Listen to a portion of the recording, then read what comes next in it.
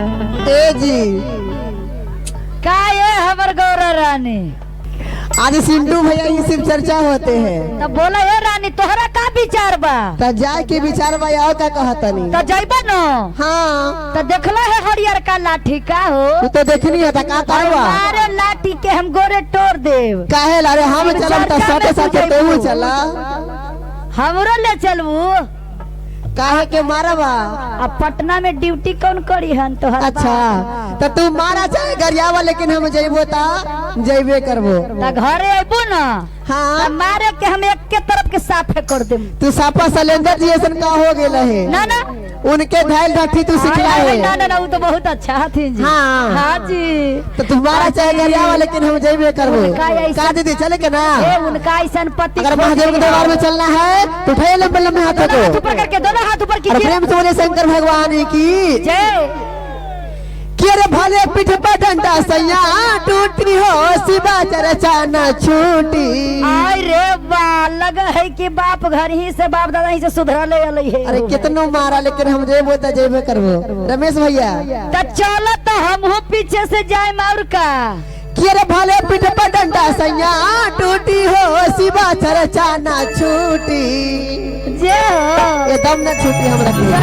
जब से ये कंगन पहननी हां जब से चर्चा होते आवाज से तो खल वाली मच जाता तोहरा दिल में।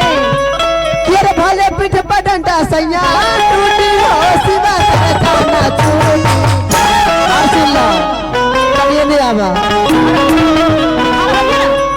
क्या बात है? हरे अम्मा जी से ले ले बानी छूटी हो शिवा चर्चा न छूटी। अम्मा जी से ले ले बानी छूटी हो अरे भले पीठ पर डंडा सैया टूटी हो शिवा चर्चा न छूटी।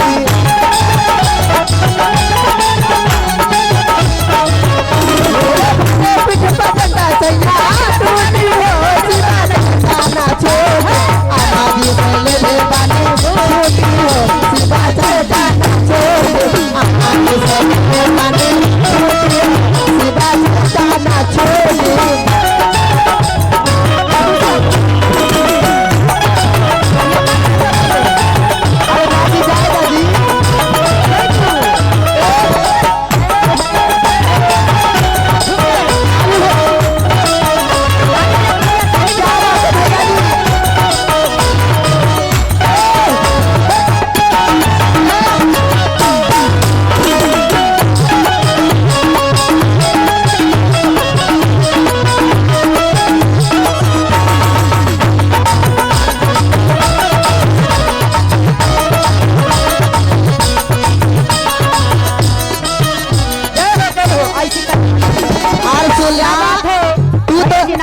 अरे पढ़े लिखे के बेरी में तो पढ़ला ना खाली रहला ही दारू पिए में।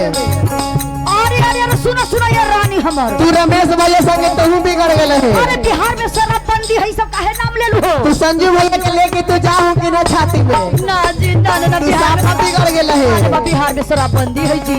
तब ए हमर रानिया ए हमर रानिया काहे राजा जी ए बिहार में शराबबंदी हमर नीतीश चाचा जी ने शराबबंदी वही से कहिए कि छोड़ दा गुरु के दरबार में चला गुरु के मस्ती पी के देखा एक बार। कहते हैं कि जाम पे जाम पीने से क्या फायदा रात का नशा है सवेरे उतर जाएगा। जाम पे जाम पीने से क्या फायदा रात भर का नशा है सुबह उतर जाएगा। और पीना है तो पीजिए मेरे महादेव का मस्ती का मजा। ये ऐसा नशा है कि उतरता नहीं। तो और सुन ला हारे पढ़ला ना लिखला ना कैला कमाई। अरे पढ़ला लिखला तो नहीं है ना कमाइबे कर रहा।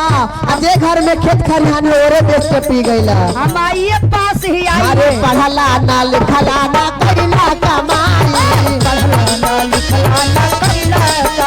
अरे खेत बेच के दारू पीला अब का बेचाई। अरे पढ़ला ना लिखला ना कैला कमाई। खेत बेच के दारू पीला अब का बेचाई। अरे सब तू से बेच देला। अरे करे सुन ला हरे घरवा में छोड़ला ना छूटी हो सीधा चर्चा ना छूटी।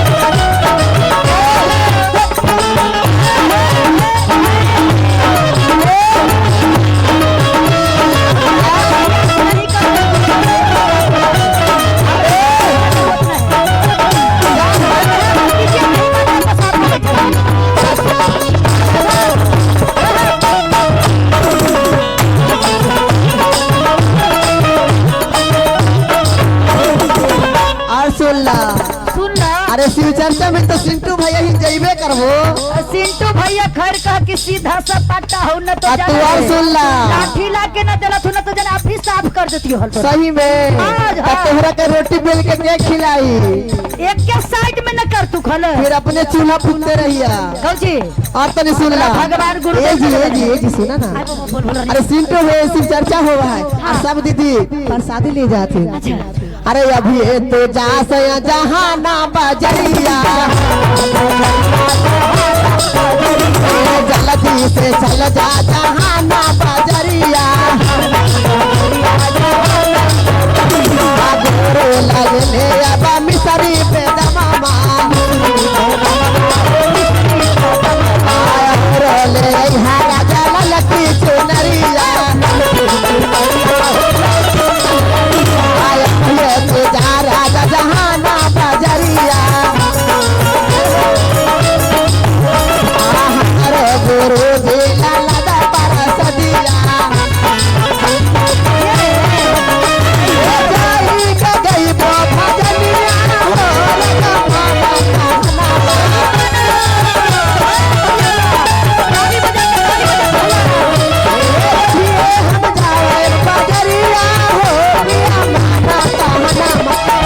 जिसे ले मनी छोटी हो सीधा चलता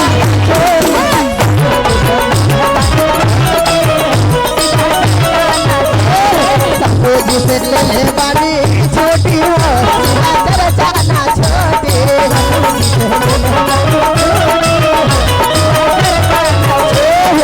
और तनी सुन ला ये राजा जी तनी भैया मीठा मीठा तू कितना कर दा तनी मीठा मीठा भैया तू कितना मारा चाहे कितना गरियावा। और तने सुन ला शिव गुरु बड़ी दयालु हथुन हो। अरे बाबा दिले दिकावा से हुरे हमते जाओ गिए न नहीं कैसे कैसे गिए न नहीं ते जाओ ऐसा जनामा गिए न नहीं ते जाओ ऐसा जनामा।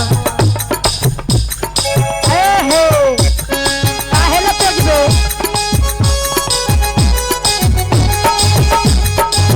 चालू दीदी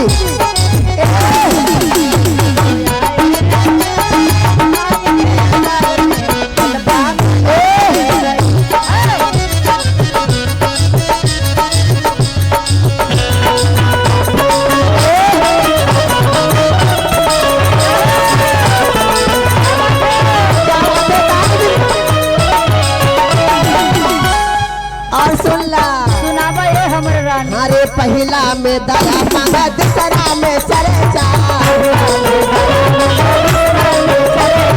तीसरा में नमः शिवाय पर नमिया पहला में दया मांगा दूसरा में चर्चा तीसरा में नमः शिवाय पर नमिया। सुनाबो आई हरेंद्र भैया के चिन्हा ना हमने के 3 सूत्र बंद ले रहे हैं। सही बात। अरे साहेब जी दे रहे ड्यूटी हो शिवा रचाना छोटे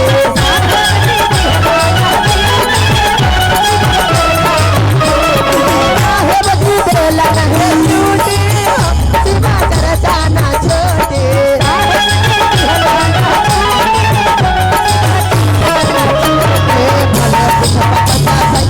छोटी हो शिवा रचाना छोटे।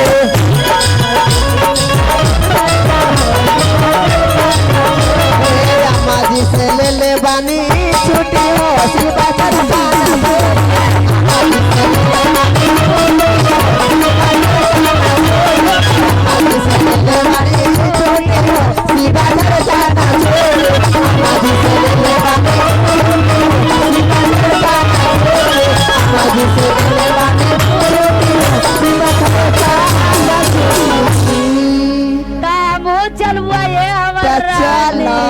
शिव गुरु बहुत दयालु है। एकदम दया करथुन चल चल ये हमारे राजा जी। तो प्रेम से बोलिए शंकर भगवान की हर हर महादेव की। नाम बतलाइए। अच्छा नहीं लगा दीदी।